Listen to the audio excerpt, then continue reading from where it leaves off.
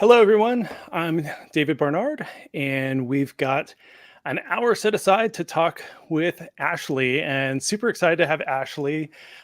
She did a workshop at App Growth Annual a couple of months ago, and to rave reviews. Everybody loved all the workshops, and everybody said, we wish we could have gone to every single workshop at App Growth Annual.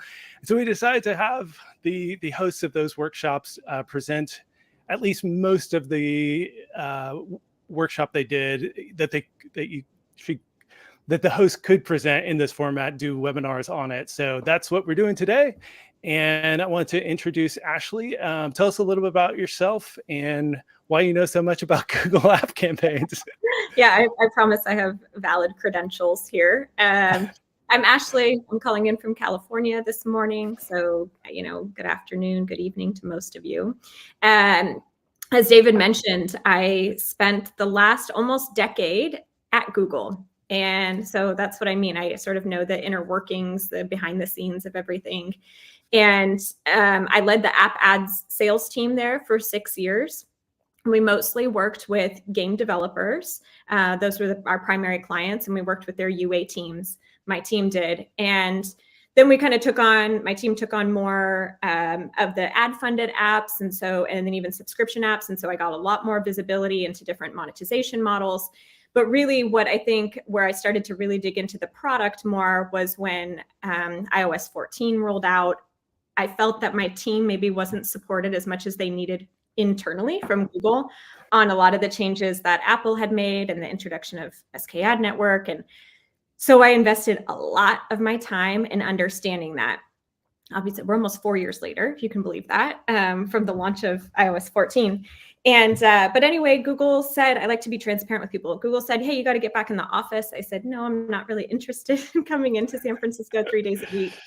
And so I left. And as I was leaving, there was some interest from a lot of the companies that I had previously engaged with to actually support them in more of a consultancy way. And that's how Candid Consulting came to be. So now the company is an agency where I manage a lot of their Google Ads campaigns, but I also do consulting for the app space. And that's my background. Awesome. So we're going to kick things off with a quick poll. So we wanted to know, in part, so we can kind of tailor the content a bit and kind of know who we're speaking to in this session. So how familiar are you with Google App Campaigns? Go ahead and answer that in the poll.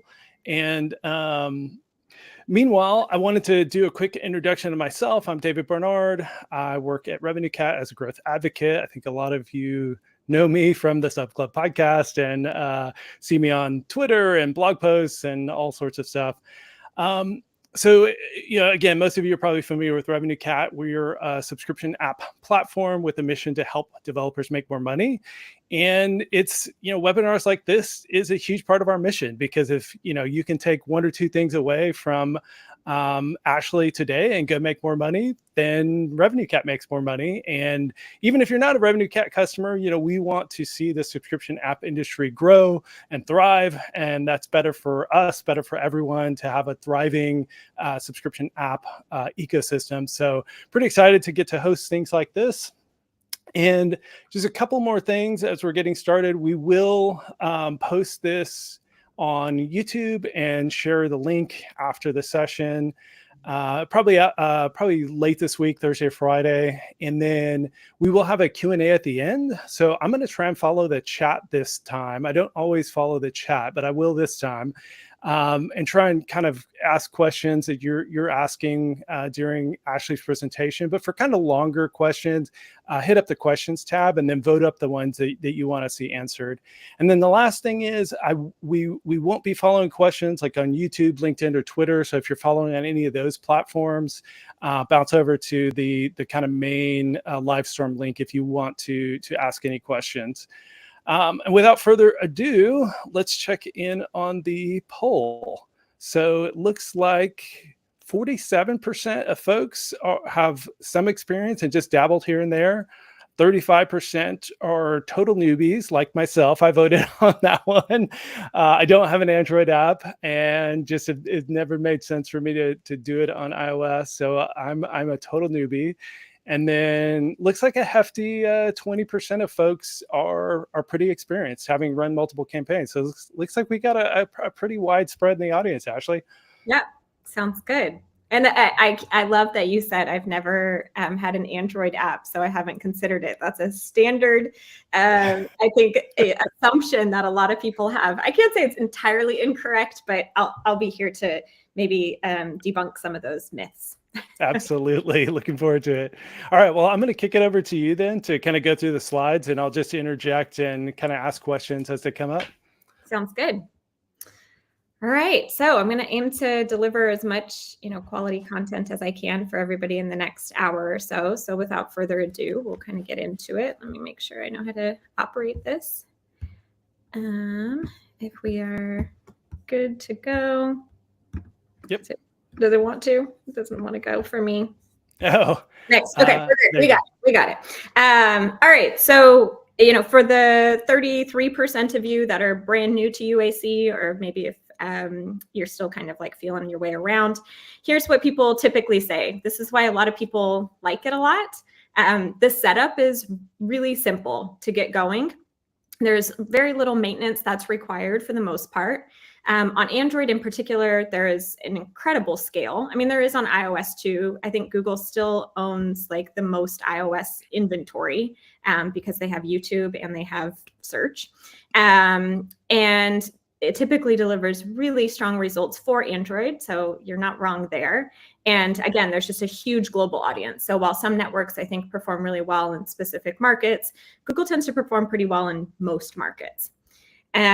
Why people maybe don't love it so much. I hear a lot of complaints about sort of like the limited controls for optimizations. Some people really hate that Google models a lot of their conversions. That's specific to iOS. That's maybe sort of part two. We can talk about that more. Sometimes the system, right? It's totally a machine learning algorithm.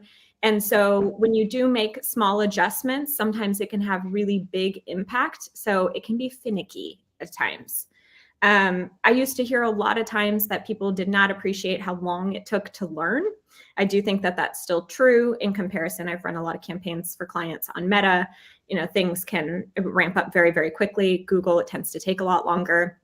And then Google doesn't like to share quite as much data with their advertisers. So people kind of don't care for that as well. One thing I've heard people say they hate, and you can confirm or deny, we actually have a question about this already. Does it require a large budget to train those algorithms, or can you get started with a smaller budget? On Android, I think you can start small. On iOS, you've got to have some deeper pockets. Yeah. Any like kind of ballpark, like minimum spend on iOS, minimum spend on Android? I mean, these are questions people always ask, and it's hard to like pin down. I mean, specifically in the questions, we have somebody asking about a health and fitness app. So if you're advising a health and fitness app, what would you tell them? Like your minimum spend should be X on Android and Y on iOS. I've gotten the same question. I did a whole LinkedIn post about it. Like, it is definitely the number one asked question I get. If you're really just looking for an answer, the easiest thing I can say to you is like, at a minimum, you're going to want like $200 a day on Android. On iOS, I probably wouldn't invest less than $500 a day. So yes, in that case, it can be quite pricey, especially if you're sort of small and just trying to get your toes wet. But that's a hard question to answer. But if you just want an answer with no other details, that's what I'm telling you. Yeah, no, I think that's super helpful. I mean, just rules of thumb. Yeah. Ballpark, try and spend 500 or more to get results on iOS. You may need more. You may be able to get away with a little less, but like ballpark, start out with 500 on iOS and 200 on Android. That's great. I appreciate that. Sure. Straight to the point. So I think just to break it down, by the way, I still call it UAC because that is the easier way to refer to it. Google dropped the U many years ago, so it is mostly just app campaigns, but it's a lot shorter to write UAC. if you're curious about like what it is, I sort of boiled it down into a few main points. So it's become sort of a joke among people who spend a lot of time in there, but your main levers for control are bids, budgets, and creative. And it's a joke because typically if you're working with a Google, person, a Google rep, they're going to tell you, well, you can change your bid, you can change your budget. And that's the answer to almost every question. But just to kind of get into specifics here, there's your bid, obviously how much you're willing to pay for a user. I'll talk a little bit more about the types of bidding you can have depending on Android or iOS. The budget, again, it's almost, for UAC, it's always set at a daily level. So how much you can actually spend per day or how much you want to spend. And then the creative, there's 3 primary forms of creative. There's text assets, image assets, and video assets. For some people, there's also like HTML5 assets, but they tend to not scale, so I don't even bother to mention them. On the traffic, I think this is like, if you take anything away from today, I would say pay attention to this, like this center slide, the traffic, because people don't pay that much attention. So UAC campaigns serve across 5 different networks. You have Google Play inventory, that's for Android, obviously only. Google.com, AdMob. You can also serve on mobile websites, so like M browsers, and on YouTube. So I think a lot of times people don't realize that. And so the types of creative that you're putting in, you have to leverage, you have to make sure that you're customizing for all of these different placement types. Okay, that's an important one.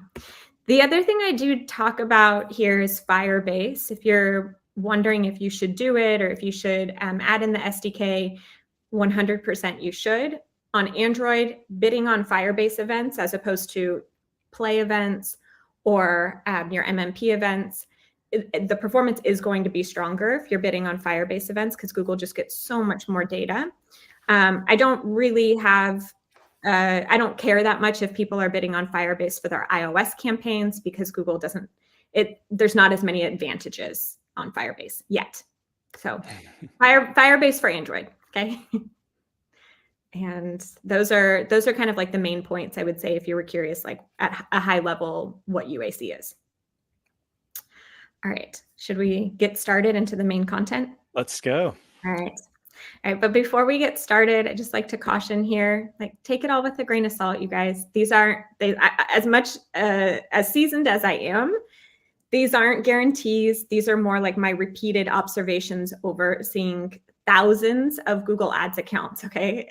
So, sometimes it works for some folks, sometimes it doesn't. So just bear that in mind.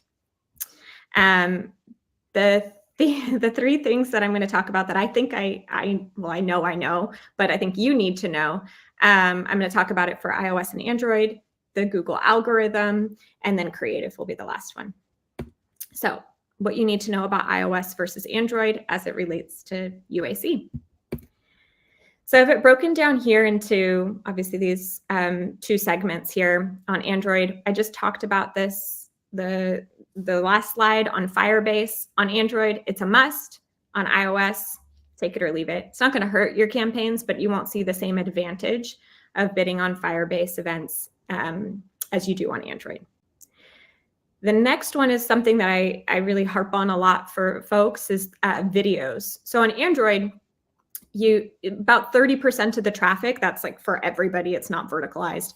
30% of the traffic comes from videos. On iOS, it's closer to 60%. I get the question why, and that's really more if you jump down to the traffic section, if we skip over one. On Android, a huge amount of the inventory flows through the Play Store. Right, so those aren't video assets; those are text assets, sometimes images. But that's such a significant source of traffic on Android. Obviously, on iOS, the Play Store does not exist, and so you're not getting that traffic, and so it has to flow somewhere else. And typically, it will flow through video. Do you have a sense for how much traffic flows through AdMob? Because that is a kind of weird one that in the mix that your ad could show up in any random app on iOS or Android. That makes a big difference depending on the vertical. So again, I mentioned I worked with a lot of games. They saw a ton of traffic flow through AdMob. But if Gotcha. you're like a health and fitness app, they saw a lot more traffic flowing through search. And I think it just kind of makes sense, right? Like I think a lot of times games just engage you, and then you download them. Maybe you're not necessarily searching for them on like google.com, whereas you might be searching for like a fitness routine or something. Yeah, one of the funniest things is, yeah, I have a weather app. Talk about it all the time, way too much probably. But when I'm looking at other weather apps, even like big weather apps that have full screen ads, it's funny because you almost always see an ad for another weather app Yep. when you get an ad inside a weather Yeah. app, which is just another reason why maybe ads aren't always the best as a publisher to have inside your app, because Yeah. you're kind of like directing people to leave your app and go download other apps. And then that's a good example of where your results for those forms of display ads may be really mixed. If you're a weather app advertising inside another weather app, maybe a really good source of traffic. It may not, depending on how like dedicated people are to that weather app they're currently in. Absolutely. Yeah, I have a client who also has a weather app, and we talk about this a lot. Like, why are we showing weather ads in our weather app? Obviously you as the publisher, I think there's things that you can do to block those types of ads. And then even with Google, you can block certain types of traffic within UAC. So you can say, I don't want to serve in this specific app, so that you're not the one showing up in other weather apps, because the likelihood of a user converting from there, I would assume, is pretty low. Yeah. Some of them are almost tricky though, because you're like in a weather app and then it's like a really good ad for another weather app. And you're like, wait, like that's like, it's almost like showing a feature that the other one doesn't have, or like, so there's been a couple of times I was like, wow, that might actually perform really well. And maybe those weather apps have gotten really smart about knowing that it's going to show up in these other weather apps. So yeah, I would probably assume not. Yeah. Especially if they're running a lot of stuff through UAC, I would say a lot of people are not looking to see where that traffic is coming from. So Right. Yeah, I don't know. I would question that one. Okay. Well, I've interrupted you enough. Keep going. No, you're all good. On the images piece, I would say focus on Android. I would focus a lot more on landscape placements.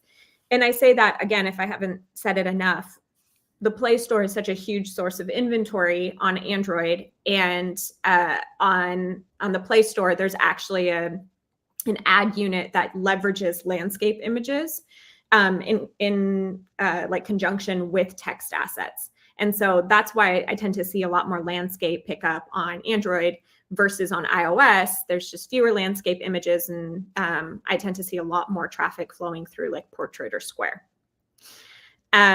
The next big piece here in sort of separating the two platforms is conversion modeling. So on Android, obviously Google owns Android here. So the majority of the conversions are deterministic, meaning that Google has full confidence and can validate that the conversion actually took place, right? Very few of them are modeled. On iOS, totally different ballgame. Right? Google doesn't know. I mean, most of the networks don't fully know, right? But I think the big difference here is that Google shows you what they believe happened. Like that's what shows up in their interface. And so you tend to see these like huge discrepancies. If let's say you're using an MMP, and you're like, well, my Google interface says that, you delivered 1,000 purchases, and over here it said it delivered 10. On my MMP, what gives? Well, Google's modeling out those conversions. It's tricky, I think, to sort of like pull apart what really happened and what didn't. If I could fully solve that, I think I'd be making a lot of money, but so I'm working on it. And then the last piece here is bidding. You have 3 options for bidding on Android. You can bid toward an install, which is CPI. You can bid on an action, CPA. So you can say like, I want to optimize for a start trial, for example. And then the last piece is to optimize for ROAS, your return on ad spend. And, because I know your audience is so subscription heavy, ROAS can work for subscriptions, but I think it's a little bit more challenging. Typically, you see a lot of IAP monetized apps running on ROAS campaigns, or those who monetize heavily with ads. On iOS, you only have the two options, which is installs and actions. Do you have any sense for why that is? Why the ROAS doesn't work as well? Is it the free trials, or so it's more time delayed than like a casual game where maybe they are actually making a purchase in the first 24 hours? Yeah, I think that has a lot to do with it. And also it's not, I mean, I guess subscriptions can be, more, you can sort of predict out like, okay, if I want a 50% ROAS, return on ad spend, by day 30, for example, I think it just makes more sense a lot of times, again, those who optimize with purchases to say, okay, well, then I know that I need, a $10 purchase because on day, whatever, 180, that person's going to end up bringing in whatever, $100 or something like that. The model just makes more sense that way. But yes, there is a big component of it of like those delays. It does need optimizations to happen in a faster period of time, like more data to come in a faster period of time. And if it's not coming in for 7 days, then sometimes it just makes it difficult to actually work well. Gotcha. Yeah. Yeah, that makes sense. We have a few more like TROAS questions. Mhm. Do you want to save those for the latter part of the slides, or do you want to get to a couple now? No, it's relevant. Go ahead. Okay. One of the main questions was, can we start a TROAS campaign for newly published apps immediately? So I assume this is like, as opposed to waiting for some amount of like conversion data to have come in, can you just like start a campaign on the ROAS bid? Yeah, you can. There's no, I mean, again, it's sort of like see if it works. But there's no like hard and fast rule that says you have to gradually build from a CPI to CPA to TROAS. You can certainly launch the TROAS campaign. They do sometimes have a hard time scaling. And the reason why is like, again, you're optimizing for typically the highest value users here. And so there's a finite pool of those folks. And so a lot of times it's just really hard for Google to be able to scale effectively on a ROAS campaign. So what I do see some folks doing is actually running like a CPI or CPA campaign in conjunction with a TROAS campaign to maintain the scale, but then also deliver the quality. Gotcha. One more relevant question here. How can we measure an app's future potential from present data? What kind of data can we analyze to predict if the app will be profitable in the future? I have an app that has D1 retention of 32%, but I still can't figure out what to do for a profitable app. So I think the essence of the question, and this is kind of related to the TROAS, is like if you set TROAS at 7 days to 50%, and then you're estimating that, if that's a monthly purchase, that by month, 5, then you'll be kind of break even. And I know there's probably some amount of like, you should be doing these predictions separately from the algorithm, but like how much does Google figure this out for you when you set these kind of campaigns? No, it's not. Not at all. Okay. It's doing what you're telling it to do. Okay. Right? So, this question I think is actually separate from what you would be doing with any sort of like paid advertising. It's ultimately like you're going to have to figure out what those predictions are yourself, or like not even predictions, but what those conversions are, and ultimately what the goal is. And then you back into that, and that's what you put into the system in Google. Gotcha. Yeah, that makes a ton of sense. I mean, ideally, magic algorithm just like figures everything out for you, but not there yet, sounds like. No, definitely not. All right, one last question, and then we'll move on. What signals can we? It moved on me.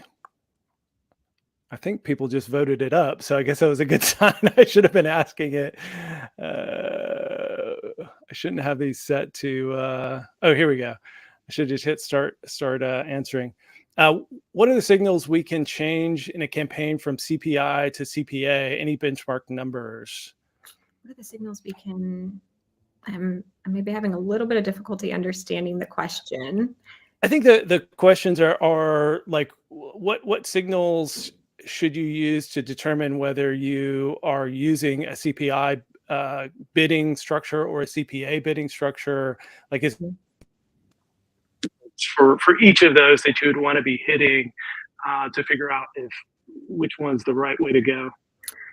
So again, like it's a function of how your business makes money, right? If you're just optimizing for installs, like that's all you're telling Google. You can't, like, Google can't figure all of this stuff out for you. The algorithm can't. So if you're bidding toward installs, like, then you need to understand, okay, what's the right value? What's my bid? Am I saying, okay, I want a $2 install because I know that, you know, the majority of users are ultimately, like, the lifetime value of them is going to back out to $3 or something like that.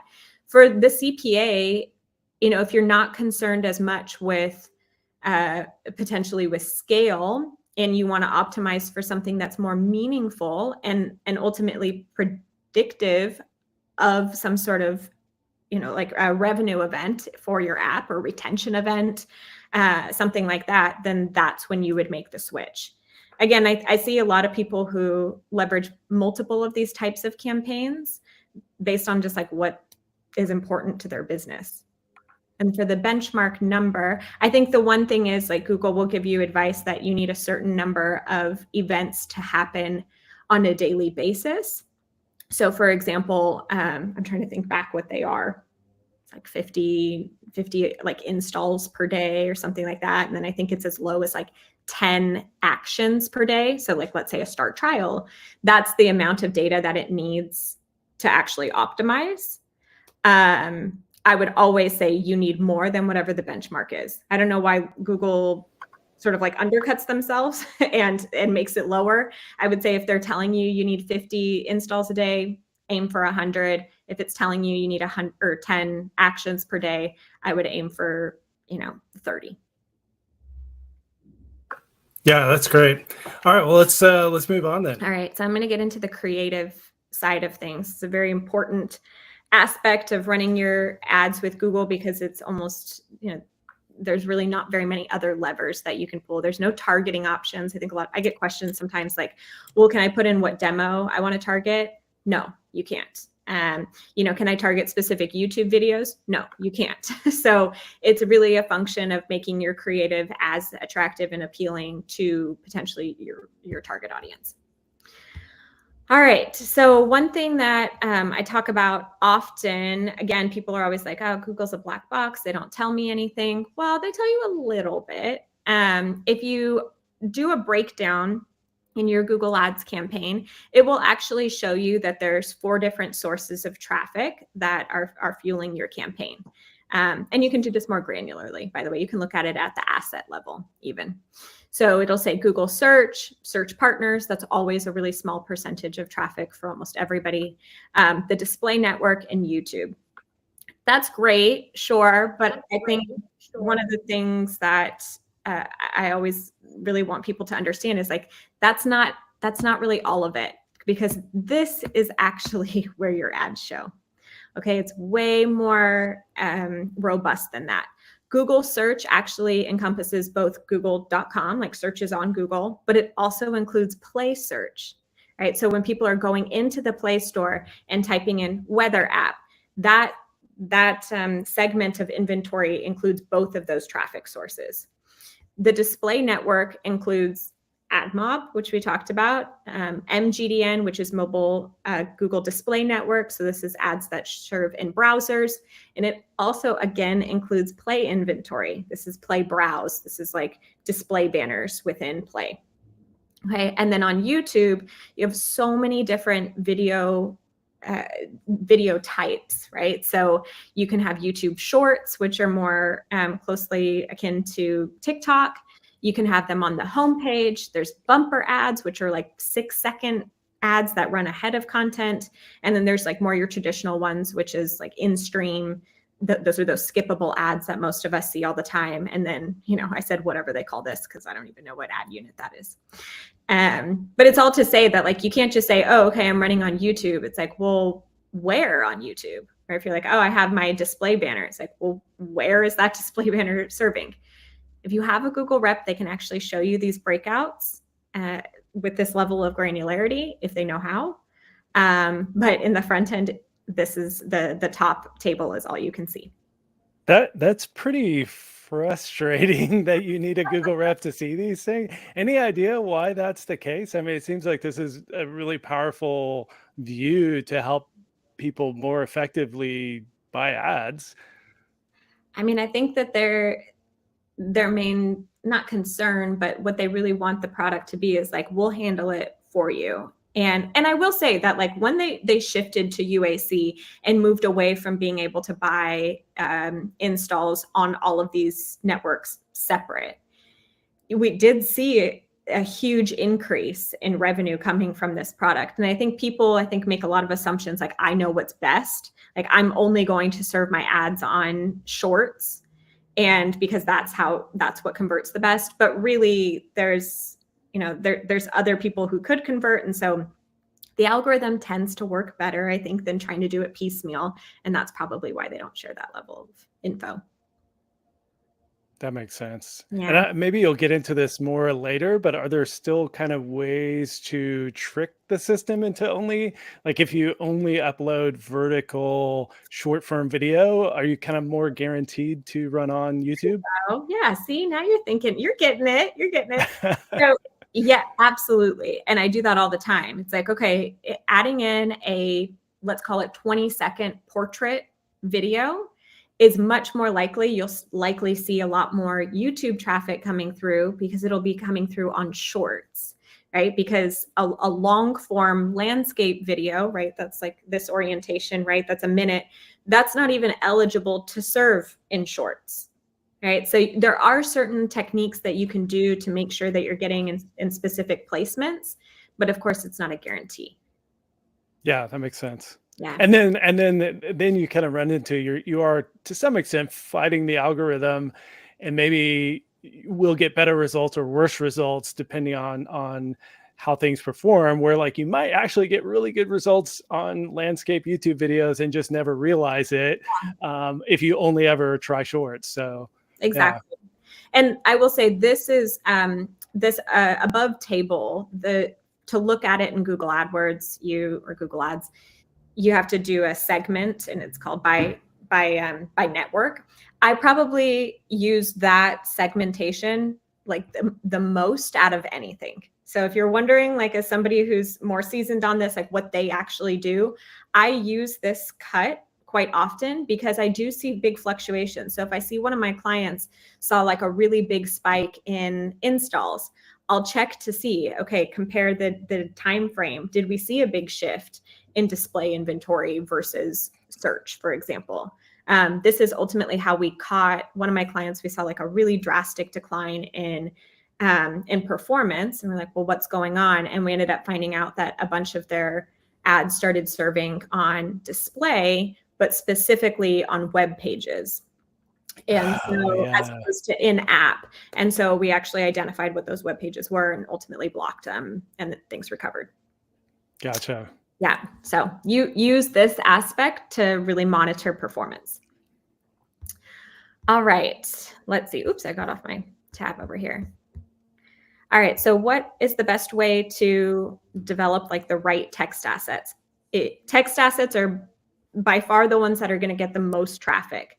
And the reason why is Google will combine aspects of your assets together. So they'll pull in a text asset, like something that you say, and then they're going to pull in an image ad, and then they're going to overlay them, and then that's your ad. So text tends to get a ton of traffic. So a lot of times I advise people that when you're creating your text assets, don't just focus on the features of your apps, focus on the pain points, because those are the kinds of things that I think really capture people's interests. It speaks to them more. So make sure that you're incorporating that when you're writing up your text assets. The other thing I mentioned is like, I see a lot of times when I audit people's Google Ads campaigns that they use very basic phrasing. So just be like, whatever, top weather app, we'll stay on the weather side. And it's like, okay, but that's not what, I mean, yeah, sure, that's what people are searching for. But you have to sort of think about your text assets like keywords, because that's how Google indexes them. So instead, if you type in storm tracker, right, that's maybe another thing that people are typing in, or tornado warnings as an example. Again, those are things that people are typing and like they're actually searching for. And so your text assets are going to index against that. David, this is free Free consulting. Yes. Thank you. For your app. So keep that in mind too. What's the example I have? Yeah, this is a client. This was the weather app where they're using like long tail keywords to try and drive traffic. And then also you can use the search planner to get more ideas. And then the other thing that you should pay attention to is, again, keywords in your text assets have different CPMs, right? So this was another client of mine. And when I actually broke it out and I aggregated all of the text assets that had the mention AI in it versus those that didn't, you see a huge difference in the CPM. So you can't just say like, oh, that campaign didn't work or that specific ad group didn't work. Really look at things a bit more granularly, because a lot of the algorithm operates like the search auction. And I hope most people are semi-familiar with how the auction works. So, any questions on this one? No, I think we can keep moving. Nothing super specific to that. Okay. I haven't, just to like as another example, I have another client who's more in the education space. And we also see big differences like for searches related to, let's say, like history or science. Those keywords tend to be a lot cheaper than keywords around math. And I'm saying keywords, what I mean is text assets with those terms in them. So you're not bidding on specific keywords, but your text assets function that way. Gotcha. All right. How to nail your image assets. I think I already mentioned this, or I haven't mentioned this yet. If you're running on Android, especially, the stock images that are free directly in Google Ads work just as well. And again, this is because there's that pairing. It's taking a text, a blurb of text, it's pairing it with your image and creating an ad. And then oftentimes they also layer in a CTA, a call to action. So don't overthink it. You don't need some like beautifully designed banner ad. Oftentimes the stock images work just fine. I did already mention that there's a lot of inventory for landscape images, specifically on Android. And then my last tip is do not ignore your app icon. Again, Google's like just basically scrubbing everything and taking what it can from your landing page, which is your app store page or your Play Store page. And so make sure, like a lot of times an ad will literally just be the name of the app, the icon, and like a install now button. So like I gave the example when I did the workshop at the RevenueCat event, that like the one on the left, the dog with the cards, it's like, you probably know what that's going to be, right? It's a card game and then their character's this dog. The one on the right, I have absolutely no idea, right? So if all it's saying is like the name of your app, this icon that you have no idea what it's for, and install, then you're kind of doing yourself a disservice. So think about it a little bit more, test different icons. All right. Videos, let's power through some of this so we have time for questions. So really focus on the different durations of them. You should have, I usually say, I want a 6-second, 10-second, 20-second, 30, and 30 plus. So that way we can just test out all of these different variations and see what works. And again, you should be creating content for specific like YouTube type videos or wherever the video traffic's going to serve. So like the UGC style videos, like those TikTok ones, they may perform better on shorts. More of those like full video productions are going to do better on the in-stream. And then the ad mob stuff is like, keep it light, don't disrupt, because you literally are disrupting somebody's experience in another app. Quick question there, does Google do a pretty good job of displaying app ads when somebody's on an iPhone or iPad versus showing app ads. Like my kids and I watch YouTube on the TV via the Apple TV. Do you have a sense for whether they do a pretty good job at optimizing those TV ads toward more kind of brand? I mean, we subscribe, so we don't see any ads on the TV, but I would imagine the split of people being on a web browser on a computer versus on their phone or iPad and then on a TV would, significantly impact performance for a more kind of UGC direct call to action kind of ad versus a more kind of brand ad. You would think. I'm not sure if they have that. Like, I don't think that their model is necessarily determining like, oh, is this the best placement for this platform? Right. But what it is doing is it's paying attention to like, okay, well, how is this asset performing? So if over time it's like, oh, it's not performing well on, like this UGC content is not performing well on TV, then it will naturally just, start to remove it because of the performance, not because of the content itself. Yeah, that makes sense. Yeah. And then my biggest tip is like, please stop comparing Google with other platforms. I see so many people just copy and paste their Meta strategy over to Google. They're just different, right? Like your experience on Instagram, it might be different than your experience on YouTube or in another app. And so don't assume that what works somewhere else is going to translate over to Google and vice versa.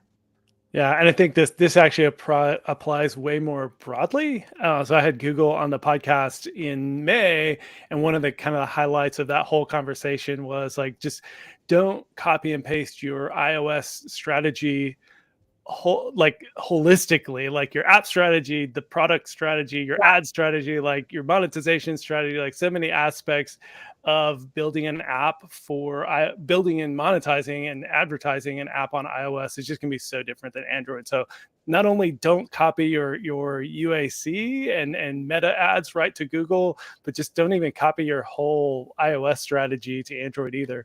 Right, exactly. So I don't have anything else to say on that. I just okay, the other thing, this one's a quick tip. Google has a performance rating built into the system. You can just throw it out the window. Okay, guys, it doesn't, it holds no value for you. The rating is based on assets that have the ability to scale and have high click-through rates.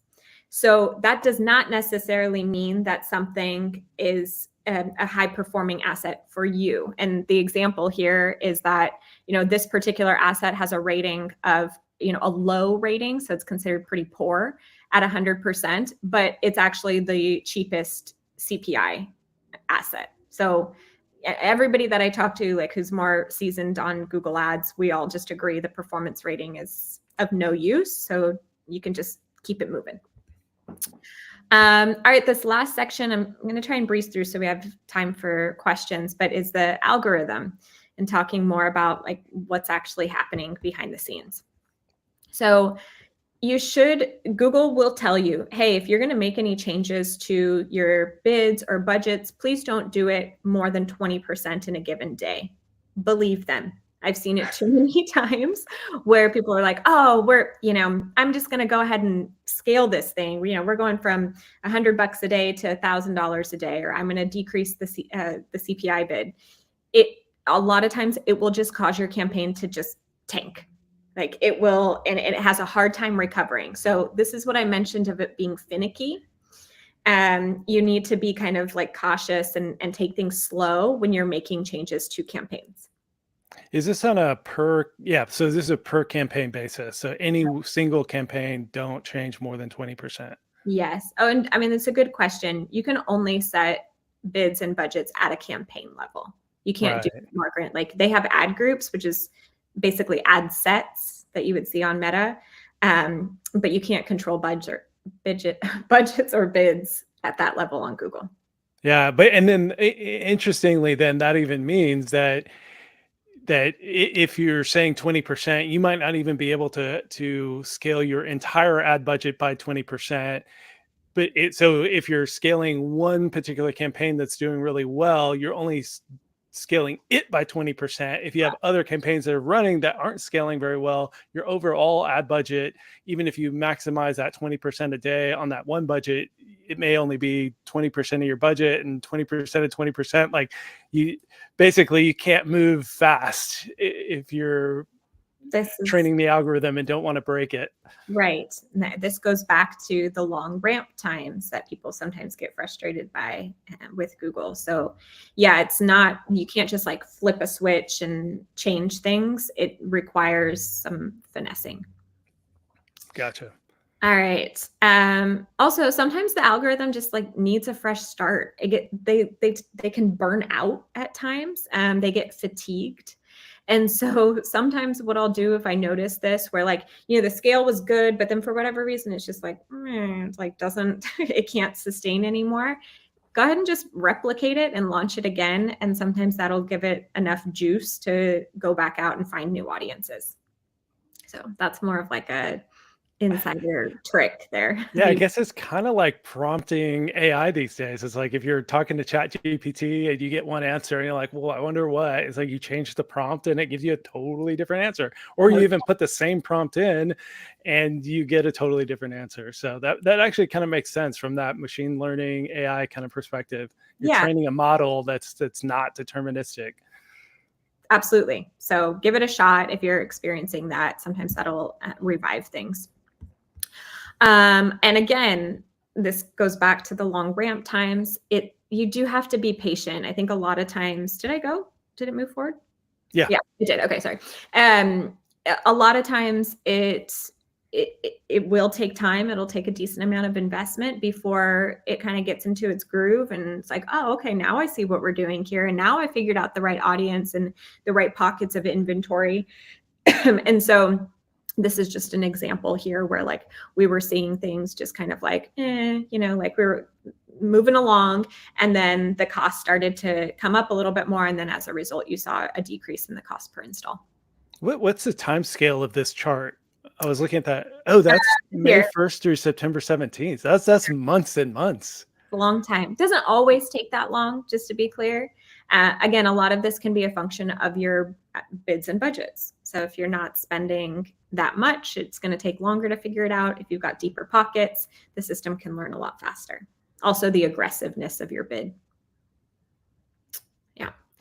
All right. So if you were one of those like 30% of people who said that you were a pro, or no, maybe it was like closer to 20%, maybe this shows you a little something new. This is another report that I use. This exists in Google Ads directly in the platform. And it's a report which actually lets you see which apps and which mobile sites your ads are serving on. Again, this provides you the opportunity to go in and remove certain sources from your traffic if you feel like maybe the performance has dropped off. I look at this one again a lot just to see like where we're, what sort of apps we're serving in, or what websites we're serving on. So that's one. The network segmentation, I talked about this quite a bit. And then you can also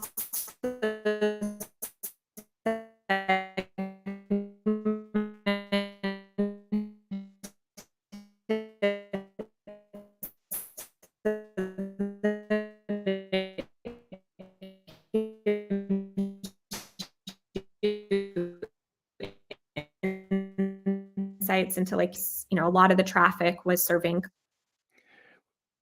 We lost you on that one, Ashley. I don't know if you can hear me, but it seemed like your audio dropped out. You want to maybe retry that network segmentation? And you're frozen.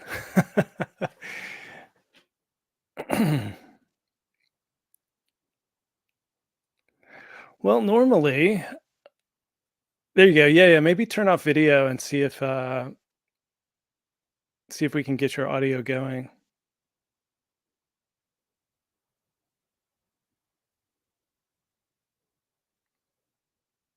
Hello?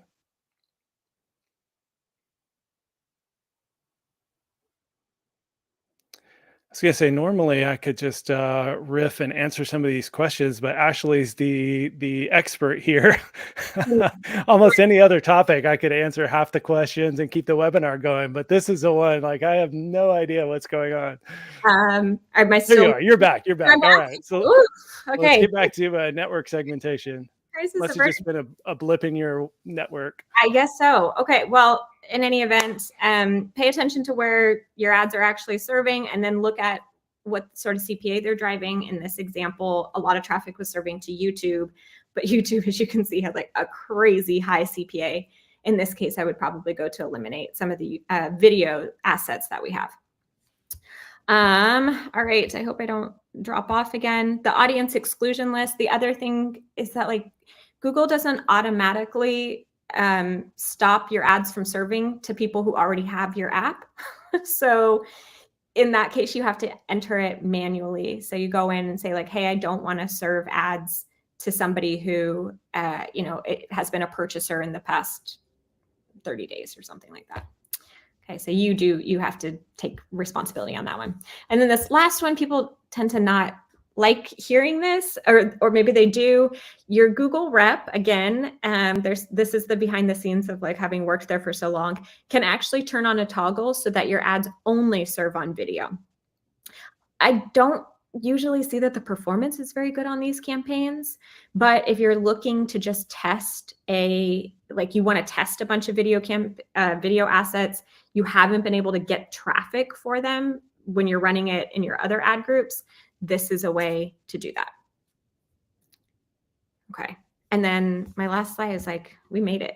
We're there. That was a lot of information. So let's get through with some of the questions.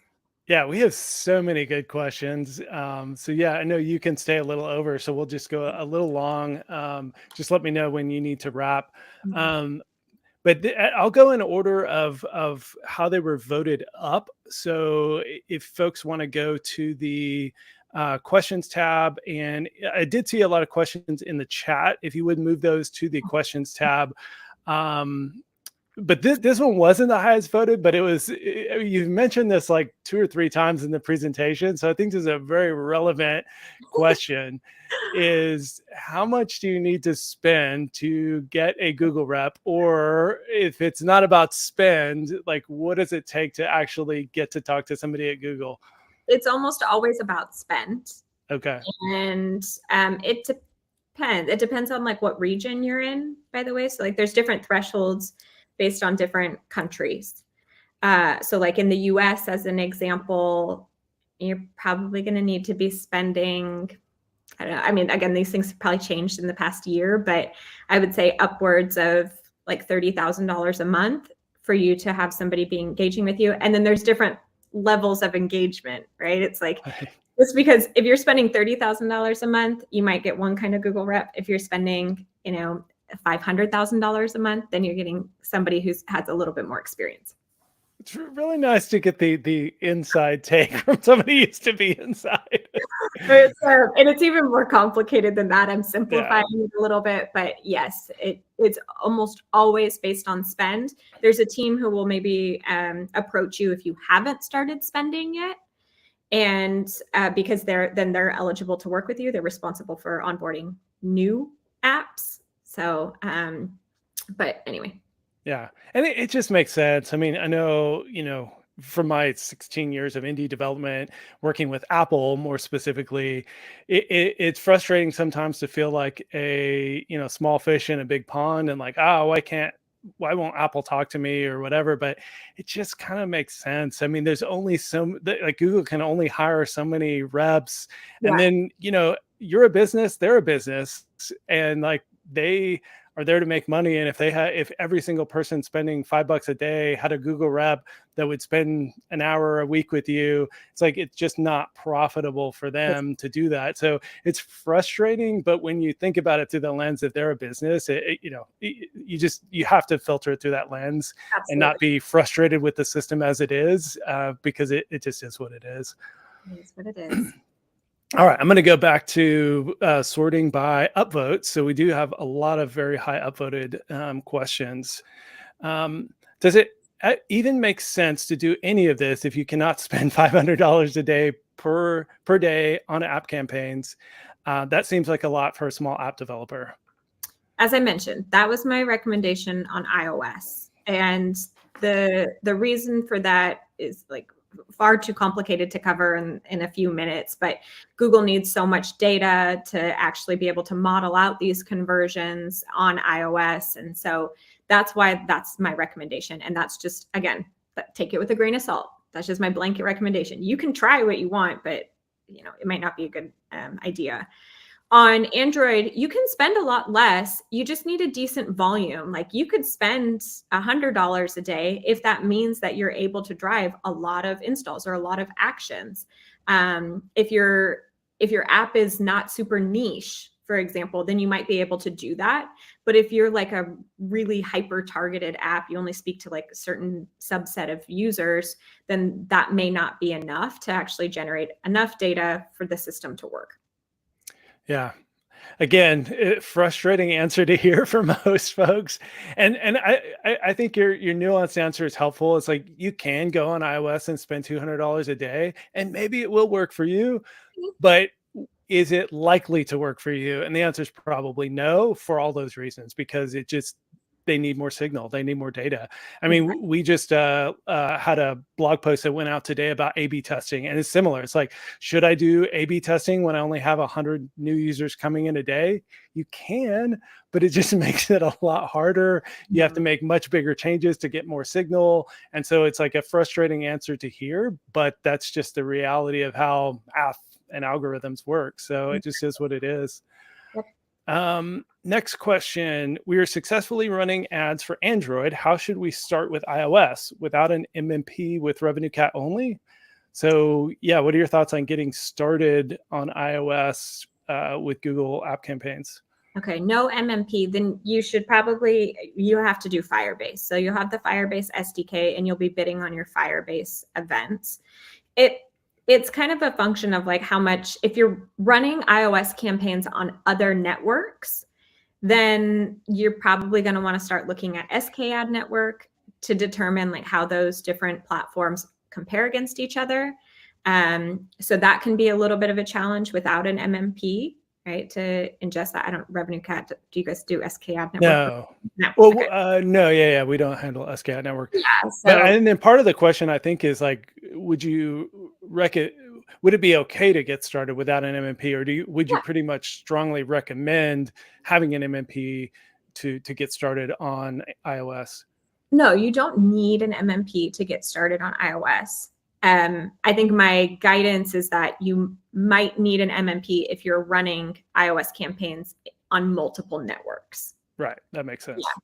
So if you're going to do Google Ad Campaigns only, then an MMP is less necessary. But if you have a bunch of other ad networks out there, you really want to do that.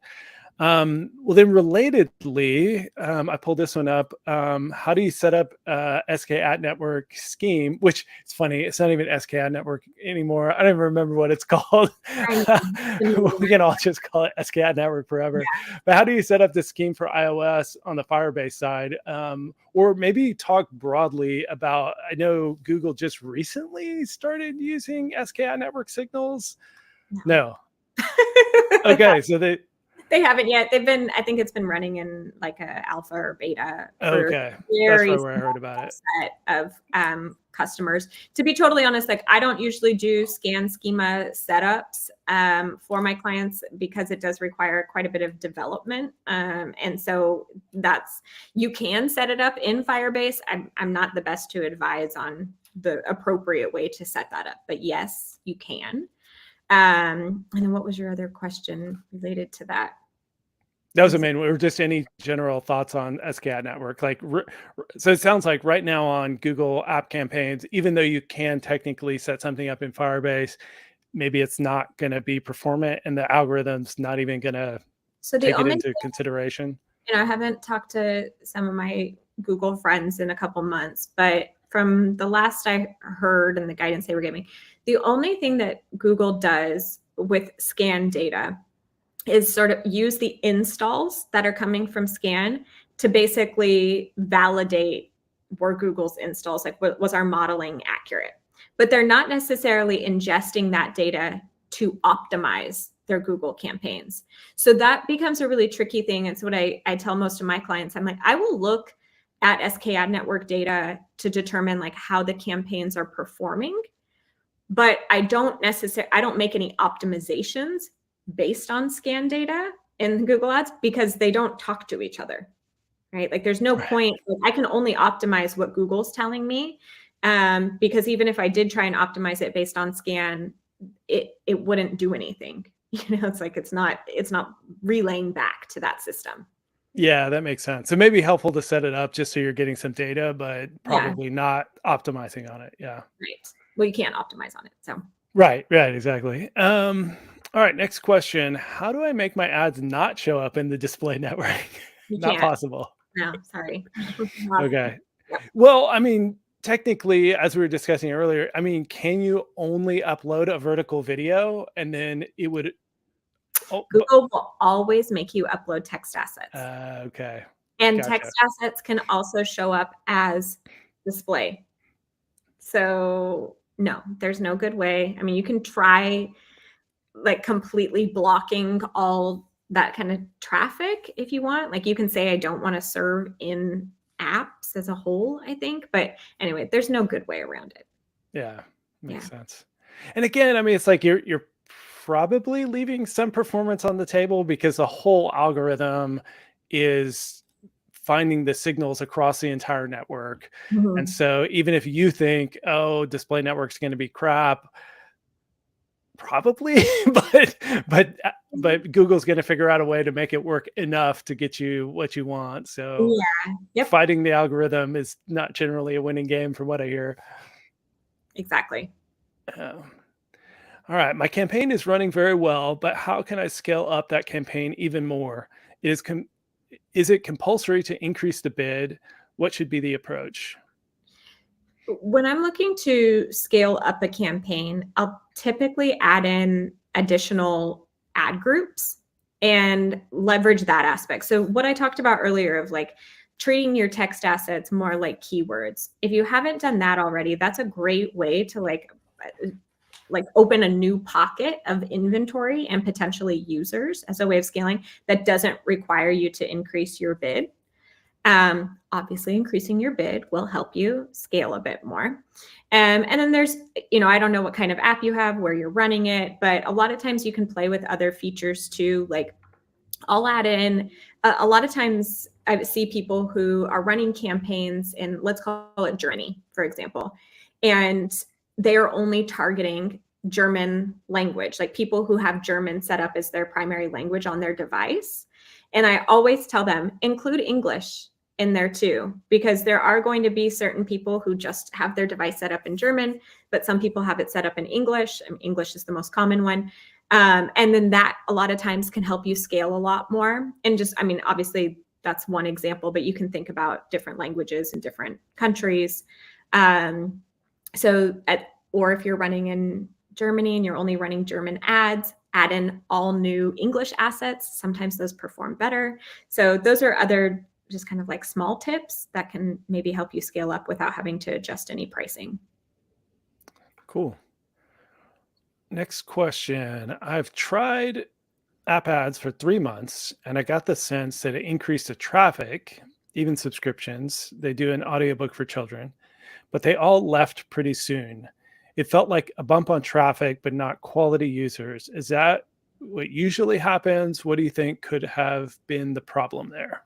Yeah, I mean, it's a good one. How do you troubleshoot? You're getting a lot of traffic. You've got that cost per install down low, but then they're just not taking the actions. They're not spending money.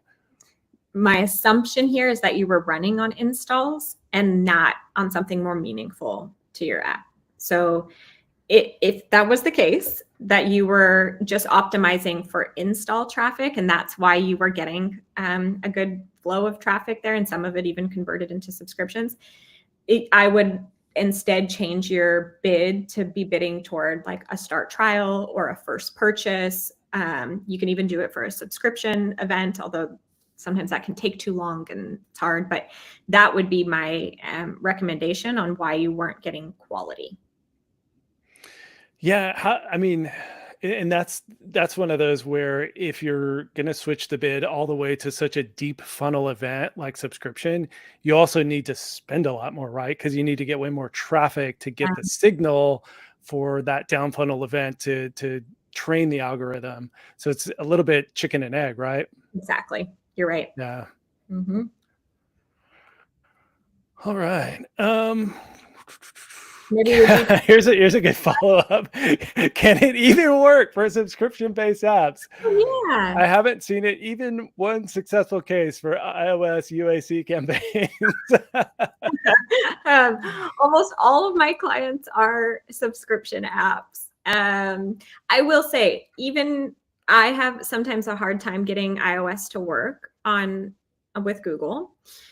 Yeah, I think you have to. I actually just had a call with a Google rep for one of my clients. He also reported to me for a while, and he told me, he's like, it's just been really hard to do anything without significant budgets. Like we've seen, obviously they've seen way more cases of it, but for a lot of folks, the iOS campaigns without, and I'll say, I don't mean to scare it, like don't abide by this necessarily, but like we're talking like at least $1,000 a day sometimes on iOS is what's needed in order for those campaigns to be successful. It's not impossible. I mean, like I said, I have clients who are running iOS campaigns with Google and they're doing fine, but yeah. That's tough.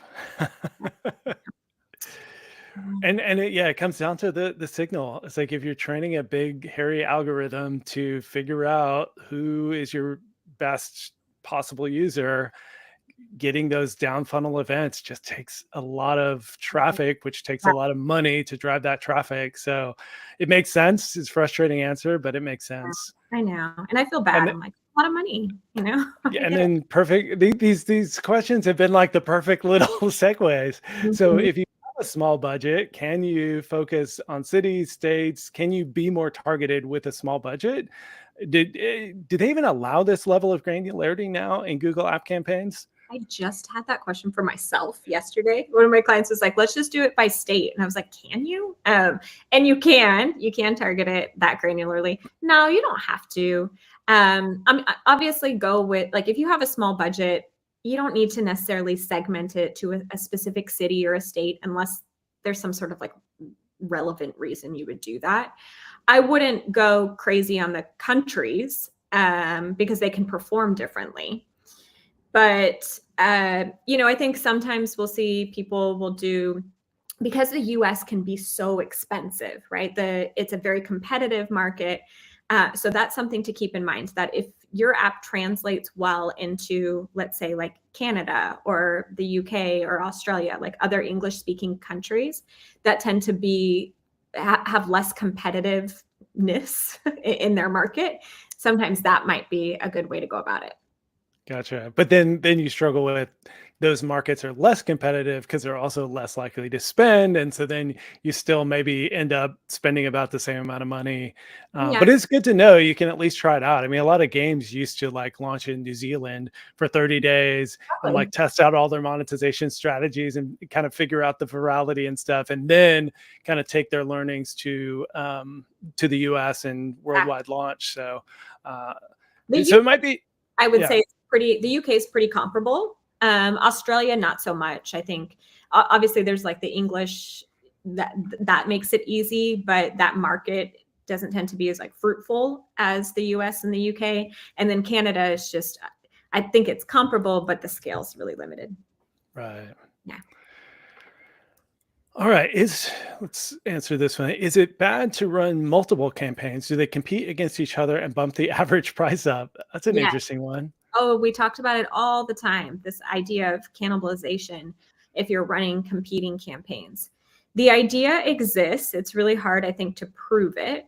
But I wouldn't run like 2 CPA campaigns, like, 2 start trial campaigns in the same demo for the same location.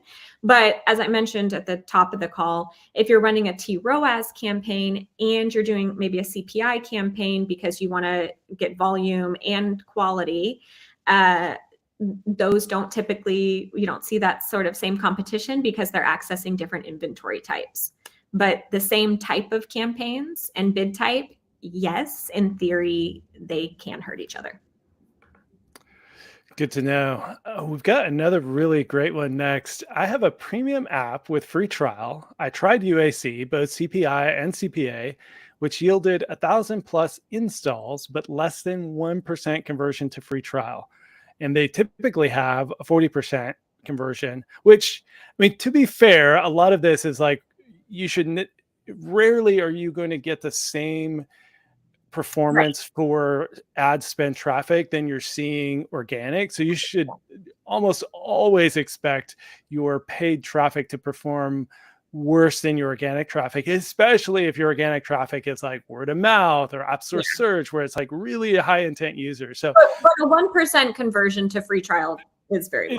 It's very low. So then the rest of the question is, my concern is gamer traffic getting credits for clicking on an ad to install the app for credits. Is this a legit concern? So these incentivized ads where folks are getting coins in a free-to-play game, but they have to actually open the ad to get the credits.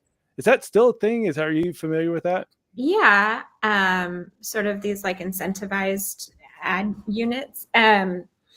I haven't heard that one come up that often. I mean, one thing that you could go back and look at if you really believed that this was happening is you can use that app placement report and see where some of your traffic was serving. So if you're seeing that a ton of it was serving in specific games, that may help validate this, or it may throw it out the window if you weren't getting any game traffic. But again, so they're clicking, on an ad to install an app. Oh, okay, for credits. I mean, I could see that being an issue if you were running on CPI, but if you were running on a CPA campaign, again, like we're assuming your action is the free trial, then I think that this goes out the window because, the system's optimizing for that free trial event. So it shouldn't be serving ads to people who are just installing and then abandoning. Yeah. So, and this may be a case where there's other problems with creative or optimization, or even the amount of spend. And like, there's so many levers to pull that, like we spent the last hour talking about, to try and optimize and get that better. And then, like you said, it's like the algorithm should weed that kind of traffic out depending on how you're bidding. So it makes sense. Yeah. I can do one more question and then I got to wrap it up for today. Okay. All right. One more question. How do you bid CPA from Google Ads to an iOS app? Can we do it just using Firebase? Yes. You can import, you'll just link your Google Analytics for Firebase account to your Google Ads account, import those conversions, and then you can start bidding on your Firebase events within Google Ads. Awesome. Easy answer. Yes. All right. Well, as we're wrapping up, Ashley, I did want to thank you so much. This was a really fun hour, a little over an hour and 15 minutes. You're just an incredible wealth of knowledge. So as we're wrapping up, anything else you wanted to share with the audience? We do have a link to your consulting company if folks want to get in touch, but anything else you wanted to share as we wrap up? Yeah, no, I mean, I think that's it. It's been a pleasure to join you. And I love talking about this stuff. I love helping people out too, because I know it's hard sometimes to get the direct answer that people want. And hopefully I've shown you that I can be very candid in my responses. So yeah, if you're interested in working together, check out the website. You can contact me there, and happy to talk about what you're looking for. Also, any kind of who would be a good fit to reach out to you? Yeah. So typically I like to work with companies that where like they've seen that their app is viable and they're not still sort of like in testing mode. And the reason why is for all the things that I mentioned here is like, it's too expensive to try and figure these things out if your app still isn't in a good place.